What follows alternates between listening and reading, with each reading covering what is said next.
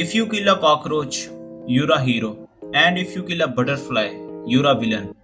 Morals have aesthetic values. The very title of this video is Let's Talk About Morals, and I really do want to talk about it. आखिर ये morals है क्या, होते क्या हैं और कहाँ से आए हैं ये morals?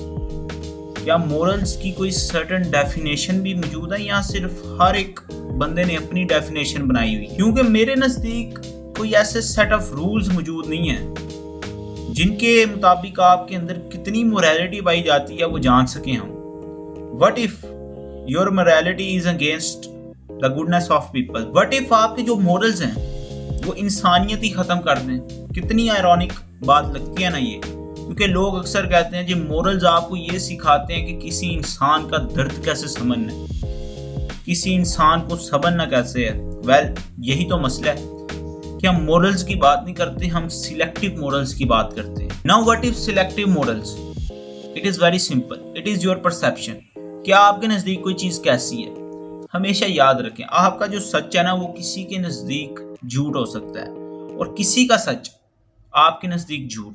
This is a very difference between perception versus perspective. तो हम फिर कैसे जज करें कि कोई चीज़ moral value भी रखती है या नहीं? The answer is very simple. You cannot.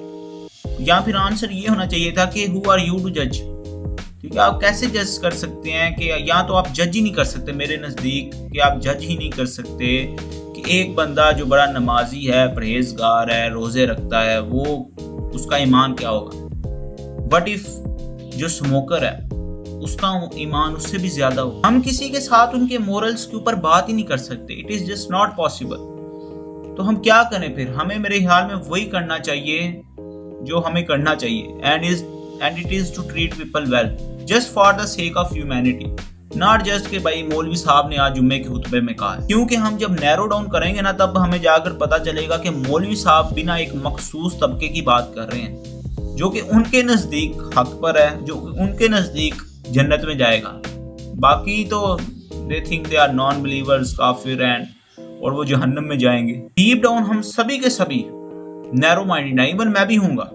कई ऐसे डिसीजन मेकिंग के वक्त मैं भी अनबायस्ड हो जाता हूँ कई चीज़ों को लेकर, क्योंकि हमारे जो एक्शन है ना आर 90% इमोशन ड्रिवन.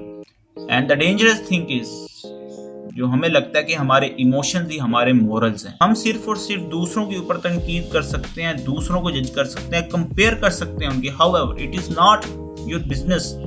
मौला अली की एक कोटेशन है, he says the purpose of religion is to improve yourself, not to criticize others. For Pakistan, I really think we need education. Although I don't think so academics has anything to do with it. लेकिन education आपको कुछ सिखाए ना सिखाए, लेकिन ये ज़रूर सिखा दे कि हाँ यार ये गलत हुआ है. और यही थिंकिंग तो हम लोगों में डेवलप करना चाहते हैं कि वो अपने अलावा भी किसी दूसरे का सोचें. Things should not always be about yourself. मैंने एक जुमला पढ़ा था, बड़ी देर पुरानी बात है, कि if you want to earn more, you need to give more. Whether it's knowledge, time, money, या फिर वो दिली सुकून भी हो सकता है. So I really want to end this video on this note कि हमें दूसरों के जो morals हैं उनको अपने morals के according नहीं जज करना चाहिए. I'll see you guys in the next video. Till then, Allah Hafiz.